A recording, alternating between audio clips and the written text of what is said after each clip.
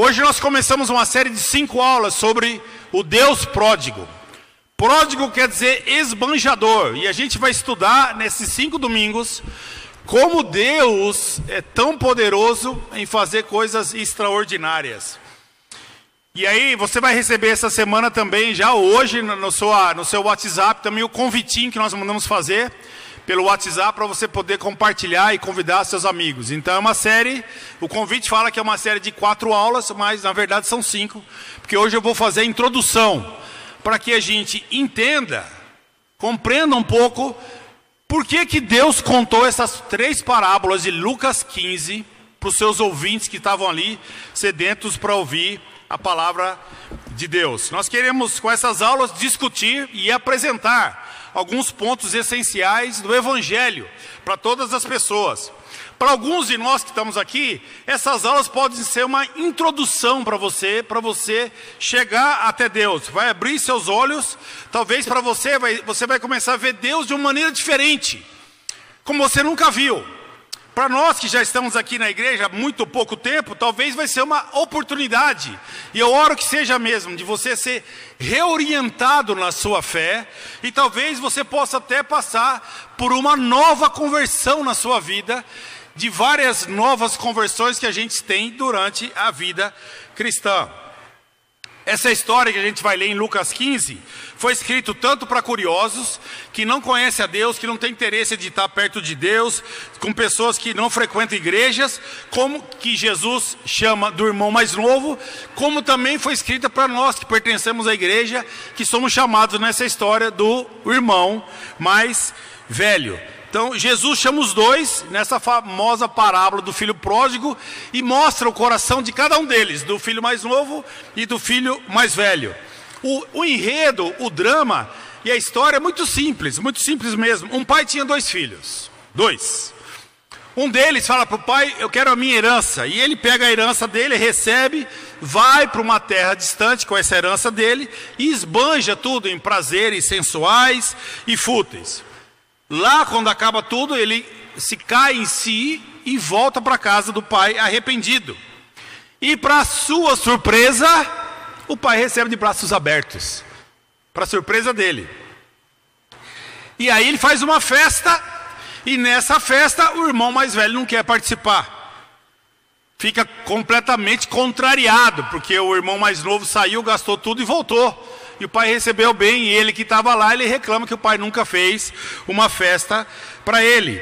E a história chega ao fim com o pai insistindo para o filho mais velho, voltar, entrar para casa, participar da recepção, diz boas-vindas ao irmão e entender, compreender o perdão de Deus para a vida do irmão mais novo que tinha saído. Então nós podemos até mudar o nome da história, e algumas bíblias diz que é a parábola do filho pródigo. A gente poderia dizer que é a parábola dos 2 filhos perdidos. Ou poderíamos dizer a parábola dos 2 filhos que estão muito distantes do pai. A gente pode até mudar isso, porque a narrativa fala desses 2 filhos. Então esse estudo nas próximas 4 semanas vai servir para todos nós. Ou nós somos o filho mais velho, ou nós somos o filho mais novo. Só não somos o pai dessa história, tá bom? Somos participantes dessa história. Então, essas parábolas de Lucas 15 e Lucas 16, se você estudar e ler durante a semana, eu encorajo você a fazer isso, você vai ver que elas são muito coesas, tem muita harmonia entre as duas, muito interessante. Jesus tinha, com a vinda dele, ele começa a ter convívio com um tipo de gente que religiosos naquela época, como os judeus, os saduceus, os fariseus, não tinham muito, que era com coletores de impostos, com os pecadores. E aí alguns desses começam a aderir ao grupo de Jesus, se tornam discípulos de Cristo. E aí eles vêm para ouvir essas histórias de Jesus, e junto vêm alguns também curiosos, fariseus e mestres da lei, para ouvir essa história. Então essas parábolas descrevem basicamente sobre a misericórdia de Deus, transcende todo o pensamento humano, toda ideia humana transcende sobre tudo isso. O centro das parábolas, em Lucas 15, é esse conceito que Deus fala de uma pessoa perdida, quando é salva, celebrada no reino de Deus. O reino de Deus se anima, o reino de Deus se encoraja, os céus vibram, todos vibram quando uma pessoa que estava longe de Deus vem para perto de Deus, se torna cristã, ou saiu do convívio de Deus e volta para o convívio de Deus, né? Ela revela essa riqueza, uma paixão de Deus de salvar as pessoas, de querer você perto dele, todos os tempos e de todas as maneiras, né? Fala isso nas duas parábolas seguintes, antes de entrar na terceira parábola de Lucas 15, que é sobre o pai e os dois filhos. Então, para a gente entender essas parábolas e o que elas significam para nós, vamos entender por que Jesus contou isso. O que passava no coração de Jesus? O que passava no coração dos ouvintes? Porque às vezes você fala assim, essa parábola não é para mim, essa parábola é para ele, para aquele. Então vamos hoje, nessa introdução, compreender para quem Jesus está contando a história. E a pergunta eu te falo, será que essa história vai servir para você também? Será que você é o ouvinte que mereceria ouvir essa história? Então vamos investigar juntos em Lucas capítulo 15, versículos 1 e versículo 2. Lucas capítulo 15, versículos 1 e versículos 2.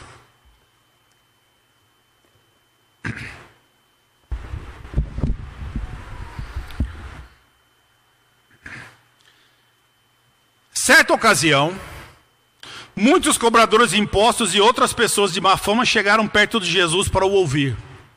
Os fariseus e os mestres da lei criticavam Jesus dizendo: esse homem se mistura com gente de má fama e toma refeições com eles.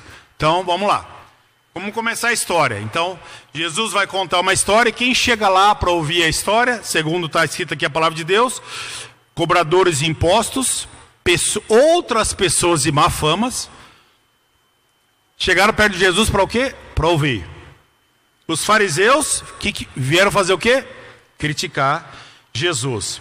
Então, Lucas está nos situando para a gente compreender o que levou Jesus a contar essas parábolas. Grande número de publicanos aparecem, pessoas de má fama, para ouvir Jesus. Sabe, quando Jesus chegava num lugar e a fama dele já era espalhada, rapidamente as pessoas vinham para ouvir Jesus. Elas queriam ouvir, porque havia algo novo nele, que eles não tinham ouvido. Um homem que eles nunca tinham visto, que chegava agora contando histórias de amor, de perdão, de misericórdia. Um homem afetuoso, um homem livre de qualquer tipo de farisaísmo ou hipocrisia. Um homem que falava daquele Deus poderosíssimo, mas que andava com quem estava na lama. Com o perdido, com o pecador, com o cobrador de impostos, falava com mestres, falava com fariseus, falava com reis, e falava com a viúva, e com o cego, e com o paralítico, e com qualquer tipo de pessoa. Eles nunca tinham visto isso. Então onde Jesus ia, chamava atenção, despertava aquele, uau, vamos lá ouvir, é diferente. Completamente diferente. Eles nunca tinham visto isso. E aí o que acontece? Essa recepção cordial que Jesus era recebido pelas pessoas, pelos publicanos, pessoas de má fama, pecadores, né? Pessoas de má fama gostavam de estar perto de Jesus, imagina. Começou a criar murmuração entre os líderes religiosos, fariseus e os escribas, mestres da lei. Não, então, a contragosto deles, eles começam a ver um homem falar de Deus daquela maneira no meio daquele povinho pecador, distante de Deus, que talvez, provavelmente, nunca foram visitar suas sinagogas, ou talvez nunca permitiram eles irem na sinagoga ouvirem a palavra de Deus, e agora eles estão vendo que aqueles que eles não querem andar juntos, o Jesus está andando com eles. E aí a gente vê no versículo 2, os fariseus e os mestres da lei criticavam Jesus dizendo: esse homem se mistura com gente de má fama e ainda toma refeições com eles. Sabe, tomar refeição, essa frase com eles, significa o seguinte: que você queria ter comunhão com as pessoas. Isso significava a refeição naquela época, né? Participar de uma refeição apontava para uma comunhão particularmente íntima. Não é igual hoje, você chega para um amigo de trabalho e fala, vamos almoçar junto? Vamos, sentam na mesa e comem junto. Aquilo não tem nada de comunhão íntima, é só uma companhia. Naquela época tinha diferença, era diferente quando você convidava alguém para comer junto. Então, o que acontece? Os adversários, os fariseus, os mestres da lei, eles olham para Jesus e o que eles pensam? Eles falam assim, caramba, ele está se rebaixando. Ele se diz filho de Deus, agora está rebaixando, andando com esse tipo de gente. E é isso que vem no coração dos fariseus e os mestres da lei. E agora eles ficam envergonhados de ver Jesus andando com esse tipo de gente tão indecente, com comportamento tão indecente. A Bíblia fala, era cobradores de impostos e eram gente de má fama mesmo. Deixa bem claro. O que nós, igreja e amigos e convidados, é uma alegria ter vocês aqui, o que a gente pode aprender nesses 2 versículos sobre nós? O que a gente pode aprender sobre isso? Então eu quero chamar todos nós hoje de manhã a investigar com muita honestidade, verdade e com toda a clareza. Vamos investigar nosso coração. Eu não estou aqui para acusar ninguém, eu não estou aqui para condenar vocês, eu não estou aqui para fazer nada disso.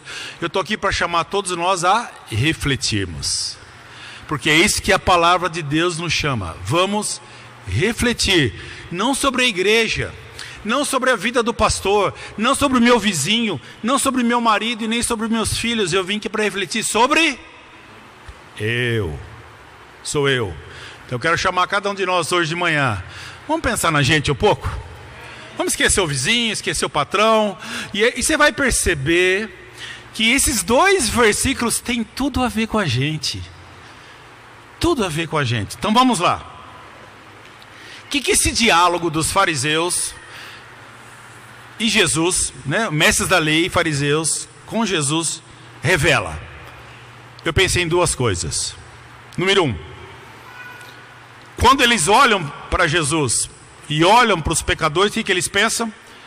Que eles mesmos não eram pecadores, não é isso? Eles mesmos pensavam disso. Porque não parece uma frase...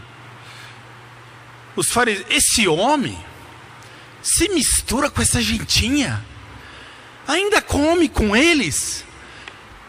Não parece que eles esqueceram quem eles eram? Não parece? Bem claramente. Me parece que essa atitude, muitas vezes, irmãos e amigos, que os fariseus tiveram ali, não parece muitas vezes o que a gente faz em nosso coração. Sabe, nenhum de nós afirmamos, nenhum de nós falamos declaradamente, nenhum de nós somos loucos de assumir na frente de qualquer tipo de gente e falar isso: eu não tenho pecado. Alguém de nós tem coragem de fazer isso aqui hoje de manhã? Alguém aqui está na sua insanidade espiritual a ponto de dizer isso? Nenhum de nós vamos falar isso, né? Nenhum de nós temos coragem de dizer, não, deixa, que é isso, cara, né? Mas preste atenção. Quando a gente ouve alguns tipos de conversa, às vezes não é isso que passa dentro da gente? Vamos lá, eu pensei em algumas coisas que provocam esse tipo de pensamento em nós. Vamos lá. Quando a gente ouve alguns tipos de conversa, vê se você concorda comigo ou não. Você viu fulano caiu em adultério.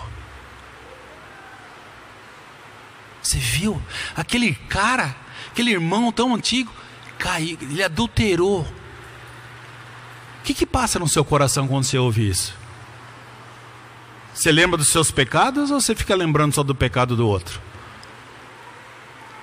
Quando você ouve, você viu aquela irmã? Você viu como que ela se veste tão ruim? Nossa, um monte de... Nossa, que horrível como ela se veste. Você viu como ela é imoral? Roupa agarrada, decote. Nossa, aquela irmã tá longe de Deus. Quando você fala isso, você não parece um fariseu falando de Jesus? Fala a verdade, é ou não é? Vamos ser honestos, é ou não é? Não, pode dizer que não é também, se você não concorda. Que não, eu sou pastor da igreja, não sou dono de ninguém. Mas às vezes não passa isso, essa mensagem na nossa cabeça. Meu irmão, você viu aquela jovem, você viu a irmã, a filha do fulano ficou grávida. Nossa, que isso? Tem 18 anos, estava namorando o irmão aí, você viu aí, eles se perderam, ficou grave. Não, como pode, né? A gente fala isso, como é que pode? Não parece mestres da lei e fariseus, falando dos outros? Você viu a filha do fulano, a filha do ciclano? Nossa, não é exemplo. Será que os pais não veem isso? Você já fez essa frase? Já ouviu essa frase? Já se sentiu nesse mesmo ambiente? Você viu o Beltrano? Foi mandado embora por justa causa. Como pode um cristão ser mandado por justa causa? Você viu aquela cristã que se diz ótima cristã, está estudando e nem vai na escola, leva pau em todas as matérias. É uma vagal, o nome é isso, vagal. E se diz cristã. Você já viu esse monte de comentário que às vezes nós fazemos, às vezes nós ouvimos, nos remete a pensar em quem? Na gravidade do pecado dos outros, não é isso? É ou não é? É ou não é? É ou não é? Pode falar. Não é? É. E aí a gente não é fariseu igualzinho? Olha lá, mestre da lei, como é que você pode comer com gente de má fama desse jeito? E a gente esquece quem nós somos. Acho que não preciso dar mais exemplo para vocês entenderem isso. É impressionante a nossa fraca avaliação que nós temos de nós mesmos. Sabe, mas tem uma vantagem em fazer isso. Eu pensei, qual que é a vantagem de fazer isso? Tem vantagem, sabia, viver assim. Quais são? Número 1, você não se enxerga. Não é a melhor coisa do mundo você não se enxergar? Porque se você não se enxerga, você acha que você é o cara. Né? Então, se você não se enxerga, então você não precisa mudar. Porque você acha que você é bom do jeito que você é. E aí você fica feliz como você está, e no fim de tudo, você fala, não preciso de Cristo, nem de Deus, nem da Bíblia, porque do jeito que eu sou bom mesmo. Tem suas vantagens, porque você não tem esforço nenhum para mudar completamente sua vida. Sabe, a gente não fala isso da nossa boca, mas é isso que sai muitas vezes do nosso coração para a nossa mente. E aí a gente fica estagnado, parado, porque fica olhando para a vida dos outros, só a vida dos outros. Né? Sabe, comparação, ela pode fazer duas coisas na sua vida. Ela pode te edificar ou te enganar. Porque você fica achando que você é melhor que todo esse tipo de gente que adultera, que faz mente, e você acaba se achando que é melhor. O que a gente deveria fazer? O que Jesus gostaria que os fariseus e mestres da lei fizessem? É o que ele ensinou em Mateus 7, versículo 1. Deixa seu dedo aí, vamos para Mateus 7, versículo 1. Não deixe seu dedo não, porque a gente vai em outras aulas, outras escrituras. Você vai ficar cansado. Mateus 7, versículo 1. Olha quanta sabedoria existe nessas frases. Olha quanto conhecimento do ser humano existe nesses 5 versículos. Olha como Deus conhece quem Ele criou, que somos cada um de nós.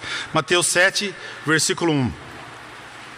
Não julguem os outros para vocês não serem julgados por Deus. Porque Deus julgará vocês do mesmo modo que vocês julgarem os outros e usará com vocês a mesma medida que vocês usarem para medir os outros. Por que é que você vê o cisco que está no olho do seu irmão e não repara na trave de madeira que está no seu próprio olho? Como é que você pode dizer ao seu irmão, me deixa tirar esse cisco do seu olho, quando você está com uma trave no seu próprio olho? Hipócrita! Tire primeiro a trave que está no seu olho, então poderá ver bem para tirar o cisco que está no olho do seu irmão. Essa escritura vale para Lucas 15 ou não? Você vê, Deus conhece o que está dentro do nosso coração.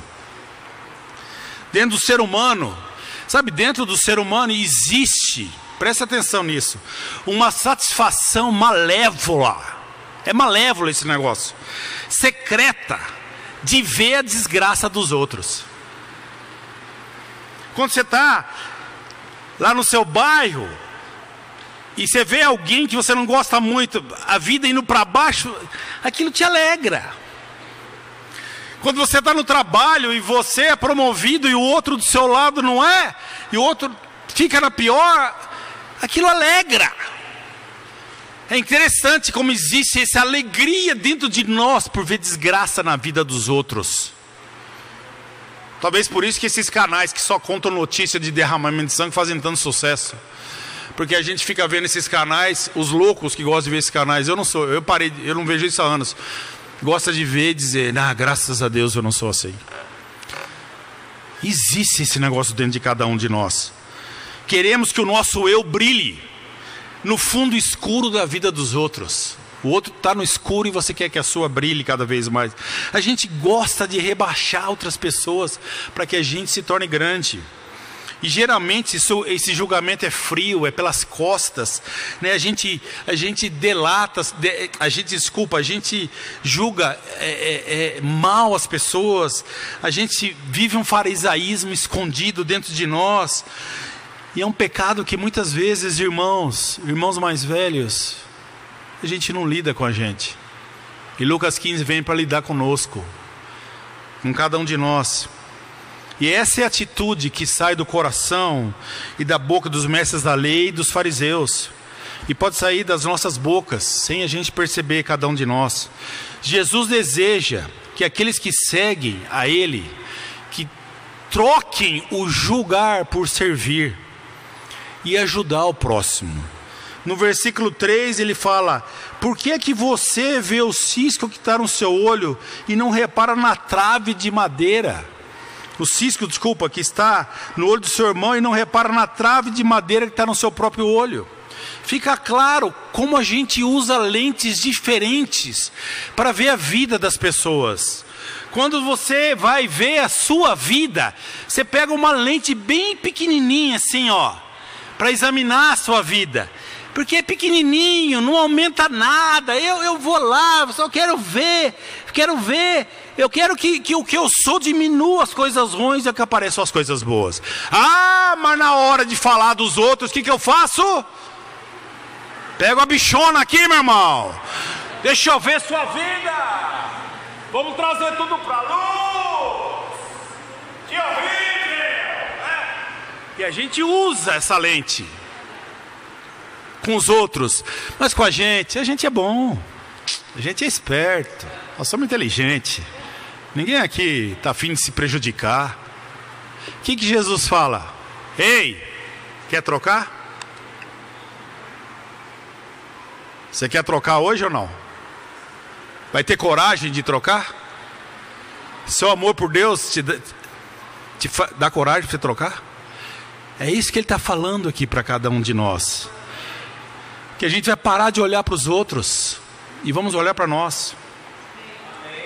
Que nós vamos parar de olhar para qualquer tipo de coisa, nós vamos olhar para nós. Que agora eu vou focar no quem? No eu. No eu. Quem que vai orar nessa igreja todos os dias? Quem? Eu. Não é você. Eu vou orar. Não é o pastor que vai orar, não são os líderes. Eu vou orar. Eu vou orar. Quem que vai amar nessa igreja? Eu vou me levantar e eu vou amar. Não é a igreja vai amar, não é meus irmãos que vão amar. Eu vou me levantar.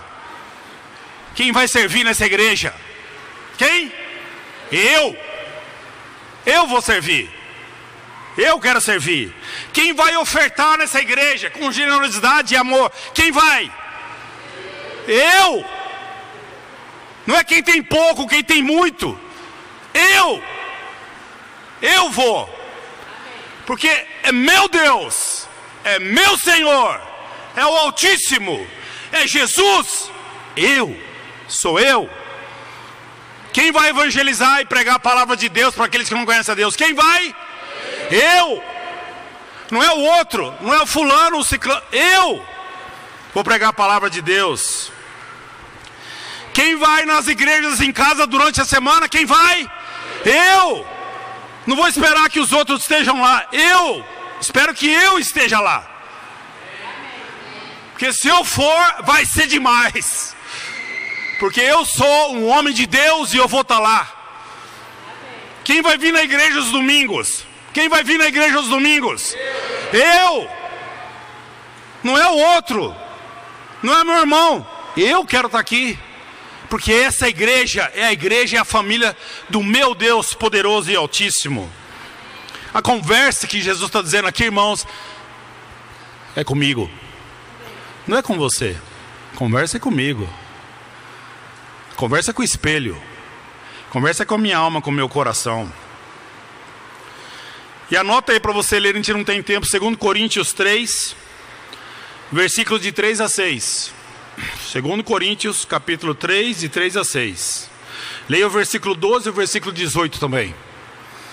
Eu queria ler, mas não vai dar tempo com vocês, que eu quero falar outras coisas que são mais importantes, tão importantes quanto essas escrituras. 2 Coríntios, capítulo 3, versículos de 3 a 6. Quando você decidir falar a palavra, eu leio essas escrituras, para você entender quem você é aos olhos do Senhor. Versículos 12 e 18. Então a primeira coisa que você vê que os fariseus e mestres da lei pensaram é: eles não têm pecado. Eles têm tantos pecados que a gente não tem. Cuidado com isso. E número 2, para a gente terminar, outra coisa que passa no coração dos líderes e mestres da lei, fariseus e mestres da lei, é que a pessoa seria pecadora somente se ela tivesse um pecado muito grande, muito grosseiro, como as falcatruas praticadas pelos publicanos. Então aquelas coisas que aparecem gigantes e aí são absurdos. Sabe, eu vou dizer uma coisa para vocês, a gente faz igualzinho a eles. Impressionante. A gente compara, a gente critica e a gente fala mal dos grandes pecados das classes profissionais desse país. Eles estão aqui em Lucas 15 metendo o sarrafo nos cobradores de impostos. É a classe inteira, não importa, não conheço quem faz parte, mas eu vou descer a lenha. Esses caras são horríveis. Sabe, a gente faz a mesma coisa. Quando você pensa em político, quem aqui fala bem de político? A gente não conhece nenhum e fala mal de todos. A gente faz igualzinho os mestres da lei. Quando a gente fala dos artistas, como a gente fala da vida deles? A gente fala mal. A gente fala mal deles. Da vida, da imoralidade, da família, que ninguém consegue manter o casamento, etc, etc. E como a gente fala dos patrões? Quem aqui elogia seu patrão? Quem aqui? 1, 2, 3... Isso. Então, se você não elogia, você faz o quê? Porque em silêncio você não fica. Ah, não fala que você chega lá e fala: não vou falar nem bem nem mal, vou ficar na minha. Ah, meu irmão, não caio mais nessa não. Nosso coração não é tão bonzinho assim não. A gente fala. E a gente então pega todo mundo e põe todo mundo no mesmo saco. Todo artista é ruim, todo político é ruim, todo patrão é ruim. E quando fala de líderes de igreja, então Deus me livre, dá até medo de pensar o que as pessoas falam deles, né? E eu quando me apresento para as pessoas, elas falam: o que você é? Se eu falo que eu sou pastor, a primeira afirmação que vem é: você está bem. Você está bem, cara. Você está bem. Por quê? Porque a classe já está condenada. Já era, meu irmão, não adianta contratar nem advogado, já está condenado por vezes. Jogador de futebol, gostamos dele, mas quando a gente vai falar da vida dele, o que sai? Não sai elogio. Então a gente já acusa todo mundo, igualzinho os fariseus fizeram, por causa do grande pecado da classe, né? E sabe, o que não falta para a gente é munição apropriada para fazer isso, para essas classes inteiras de profissionais sem a gente conhecer. E assim fizeram os fariseus e mestres da lei. Fariseus e mestres da lei. Sabe, interessante, fariseu é um nome dado a um grupo de judeus devotos ao Torá.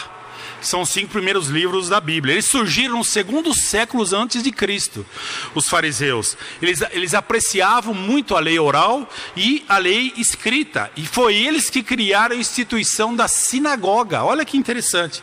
Eles, né? Então, e olha que interessante, a palavra fariseu significa separado. Então, eles se achavam na comunidade de Israel os verdadeiros santos. É assim que eles se viam. É assim que eles se viam, né? Então eles eram, por causa da sua oposição a Jesus, né? Eles eram chamados de fanáticos, hipócritas e manipulavam as leis a seu favor, né? Então, por isso que deu esse nome de fariseu, né? Então, ele já tem uma ideia formada sobre os cobradores de impostos e sobre todo mundo. E de novo, o que a gente pode aprender de novo, irmãos? Que a gente precisa parar. E a gente precisa se livrar desse olhar de superioridade. Chega de julgar, nós falamos isso no começo do ano. Chega de julgar pessoas. Chega de falar mal de pessoas. Para! Jesus está dizendo, para com isso. Para eles, nos livre desse orar, desse superioridade, dessas críticas que você tem. Quem somos nós para se achar tão superior? Quem somos nós? Parece que a gente é imortal, né? Que pode falar mal de todo mundo e criticar dessa maneira. Sabe, duas escrituras têm andado comigo todos os dias. Eu queria compartilhar com vocês, 2 Crônicas 29. Agora eu queria compartilhar com vocês as duas coisas que eu tenho, uma coisa que eu tenho aprendido nos meus tempos com Deus e na minha caminhada com o Senhor. E espero que te ajude. 2 Crônicas 29, versículo 11.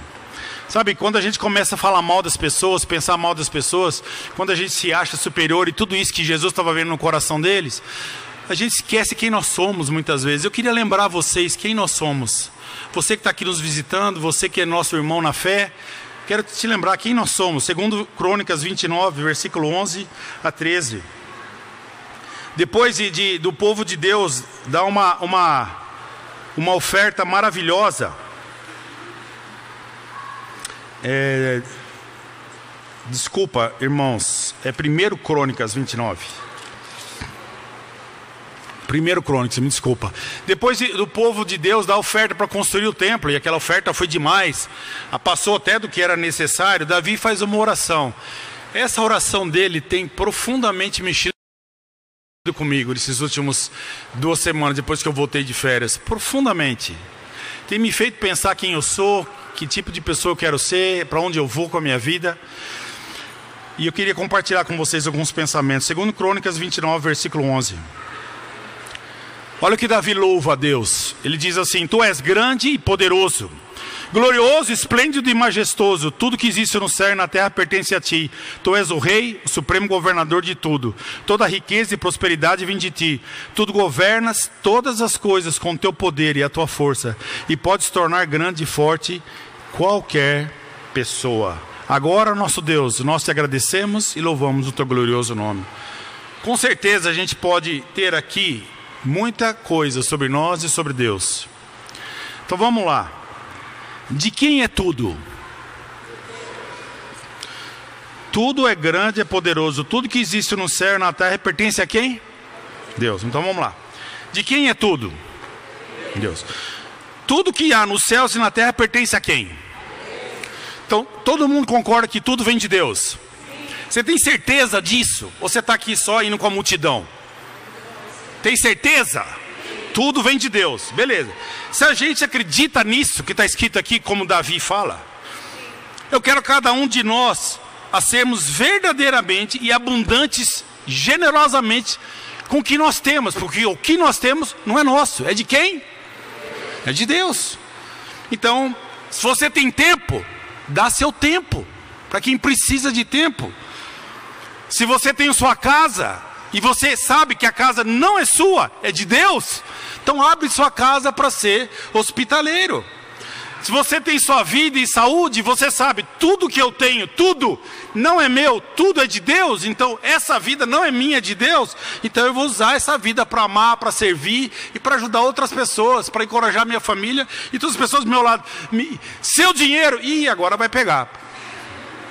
Porque quando fala de dinheiro o bicho pega, não fala a verdade, né? Ainda mais dentro de igreja, né? Que o pessoal já acha que o dinheiro vai ser mal usado, manipulado, etc, etc, né? Então, dinheiro está nesse pacote quando fala assim: tudo que existe no céu e na terra pertence a ti. Está dentro ou está fora? Seu salário está aqui dentro ou não? Tá, o dinheiro que você recebe todo mês está aqui? Beleza, o meu também. Então quando a gente fala de dinheiro, aí vem.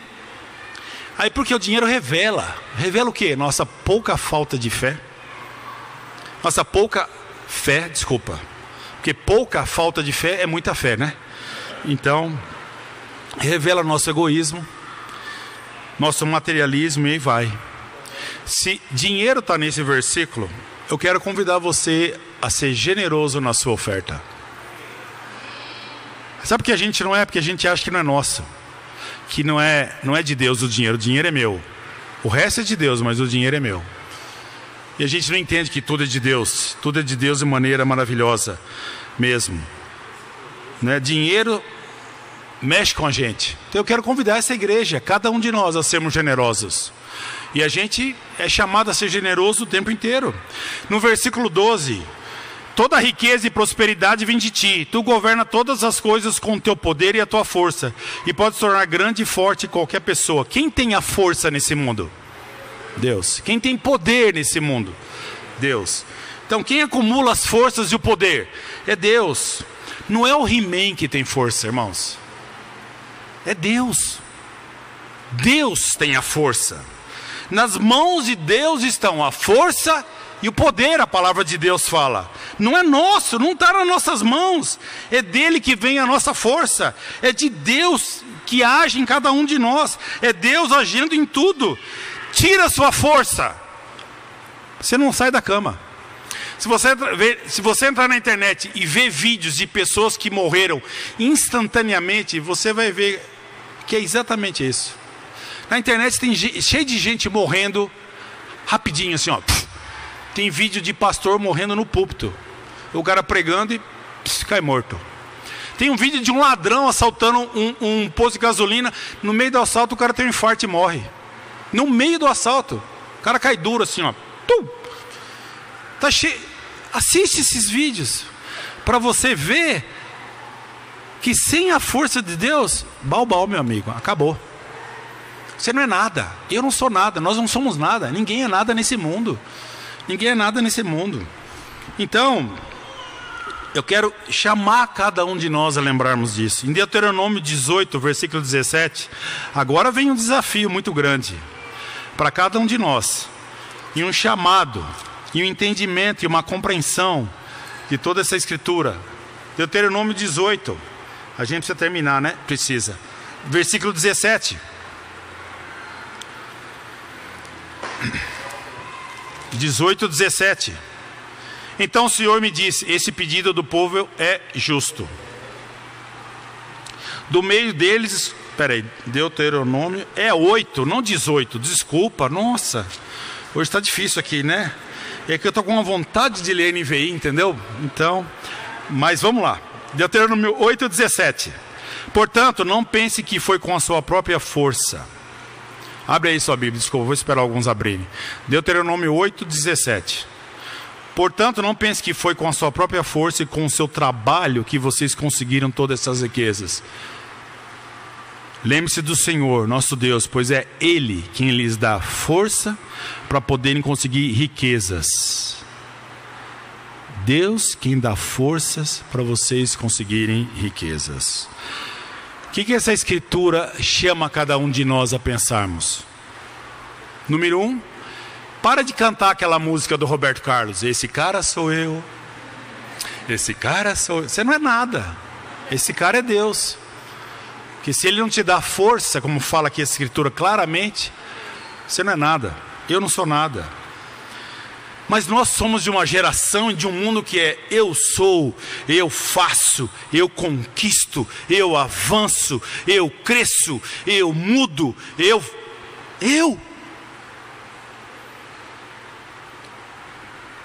E eu tenho uma afirmação para você, para mim, para todos nós que temos aqui hoje de manhã.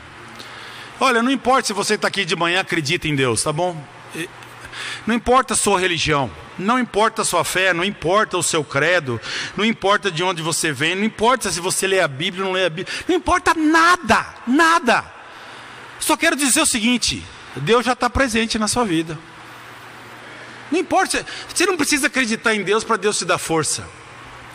Você não precisa acreditar em Deus para Deus te dar sabedoria. Você não precisa acreditar em Deus para você acordar de manhã e trabalhar todo dia. A gente só acontece com a nossa vida, o respirar, o viver, o amar, o sofrer, o chorar e o rir. Por quê? Porque é Deus. Porque é Deus presente na minha vida, na sua vida. É Deus agindo, Deus presente todos os dias. Pode ser ateu, não tem problema. Deus ainda continua com você. É Deus que te levanta todos os dias. É Deus que te ergue, é Deus que dá força. É Deus agindo. Por quê? Por causa do grande amor que Ele tem por cada um de nós. Então vamos lá. Eu quero perguntar para a igreja: você acredita mesmo nessa escritura? De novo, não estou aqui para te convencer, estou aqui para perguntar. Você acredita que isso é verdade? Que Deus está atrás de tudo, tudinho, tudinho mesmo. Até quando você vai no banheiro e senta no vaso, é Deus ali? Deus que saia e saia bem, tudo bem? Que tudo tem que funcionar bem? Beleza, bom, então que bom. Então, estamos terminando. Então, se a gente acredita, mesmo no que está escrito aqui, o que você pensa quando você acorda de manhã? Eu sou fraco, eu não vou conseguir andar, eu preciso de Deus. Minha pergunta hoje de manhã é: você acorda ansioso para estar com Deus? Porque já que tudo está na mão dele e tudo pertence a ele, que loucura seria a minha saber que tudo está na mão de Deus, que a força está na mão de Deus, que o poder está na mão de Deus, e eu acordo, nem leio a minha Bíblia, nem oro e saio como dizendo para Deus: pode estar tudo na sua mão, mas na verdade eu acredito em mim mesmo. Nós acreditamos nisso mesmo? É com Ele que você quer acordar de manhã e se relacionar? Irmãos, a gente tem orado, façam nova todas as coisas. Eu quero chamar cada um de nós: renove seu relacionamento com Deus Todo-Poderoso. Ora, peça a Deus: Deus, eu quero estar na sua presença. Clame a Deus, clame a Deus: Senhor, eu quero estar ansiosamente com o Senhor todos os dias. Deus, coloque em mim, essa tem sido minha oração, coloque em mim anseio, coloque em mim desejo, coloque em mim vontade, coloque em mim paixão para estar com o Senhor todos os dias. Senhor, me levanta, me tira da cama, me dá fome, me dá sede, me dá ansiedade boa para estar com o Senhor. Eu não quero mais andar por mim, pelas minhas forças, pela minha capacidade, minha inteligência, qualquer outra coisa que eu tenho. Não é nada meu. Ai, como eu queria estar numa igreja que todo mundo fosse ansioso para estar com Deus. Porque se todos nós, cada cristão, decidir isso hoje, então nós vamos mudar o nome da igreja. Nossa igreja vai ser essa aqui, ó: Igreja dos Ansiosos para estar com Cristo. Você quer estar nessa igreja ou não? Quer estar mesmo nessa igreja? Quando você chega domingo aqui, você encontra 360 pessoas que passaram 7 dias com Deus, que oraram sua Bíblia, que leram sua Bíblia, que oraram, que estão apaixonadas por Deus. Você quer estar numa igreja assim? Eu quero pra caracas. Nossa, é o que eu mais quero. Para ver as coisas maravilhosas que Deus está fazendo. Porque, irmãos, quando a gente anda com Deus, é impossível a vida continuar igual. É impossível. Coisas vão mudar, pensamentos vão mudar, corações vão mudar. Você vai ser transformado a andar com Deus. Você quer estar nessa igreja mesmo? Quer andar? Né? Então, todo dia, às 21h05 da noite, ore. Ore, Deus, faça novo o meu relacionamento com o Senhor. O meu, não da igreja, o meu. Não vejo a hora dessa igreja ser renovada, eu ser renovado, eu ter um espírito diferente, vocês terem um espírito diferente, e a gente vê o poder de Deus fazendo o quê? Uau! Lembra a música? Grandes coisas estão por vir, grandes coisas vão acontecer. Você quer experimentar isso? Eu quero. Tô louquinho para experimentar isso. Quando o João me ligou ontem e falou do batismo do irmão, meu irmão, eu pulei de alegria. Eu falei: Deus, obrigado. Eu tenho orado para pessoas se abrirem para o Evangelho. Eu tenho evangelizado, eu tenho convidado, eu tenho compartilhado minha fé, porque eu quero ser um homem ansioso para estar na presença de Deus. E eu estou fazendo uma oração para Deus que eu nunca fiz em 33 anos na fé. Deus, fica ansioso de estar comigo. Então me acorda, me desperta, põe fome e sede no meu coração. É isso que Deus está fazendo na minha vida. Para terminar, em Lucas 15, então, a gente pode entender agora por que Jesus conta essas parábolas. Porque era isso que era o coração dos seus ouvintes. Haviam tantas coisas no seu coração. O que Jesus mostra para eles? Com essas 3 parábolas em Lucas 15. A vergonha de eles verem seus próprios corações. e Deus trazer a graça e a bondade para revelar quem eles eram, mestres e fariseus, para mudarem suas vidas completamente. Aí Jesus conta 3 parábolas, da ovelha perdida, da moeda perdida. Eu quero encorajar você a ler essas histórias. São emocionantes, são parábolas do dia a dia, são parábolas que mostram a felicidade de Deus quando alguém é convertido, quando alguém é salvo, quando alguém volta, quando alguém muda, quando alguém se volta para Deus completamente. Esse é o desejo de Deus. Então, e você percebe, nas 2 primeiras parábolas tem festa. O cara, quando acha a ovelha, o que ele faz? Ele chama os amigos e faz o quê? Uma festa. Na segunda parábola, quando a mulher acha a moeda perdida, o que ela faz? Chama as vizinhas e faz uma festa. Na terceira parábola, quando o filho vai embora e volta, o que Deus faz?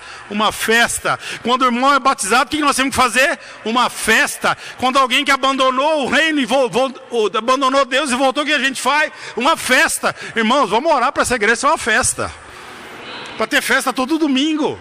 Festa todo dia na nossa vida, porque a gente está voltando para Deus, e é isso que eu quero encorajar vocês. Espero que você possa ter refletido sobre sua vida, meditado, e leia essas parábolas. A semana que vem nós continuaremos estudando particularmente a parábola de Lucas 15, dos 2 filhos distantes de Deus. Agradeço a sua atenção, sua presença, vamos orar, e aí vamos terminar louvando o nosso Deus. Obrigado.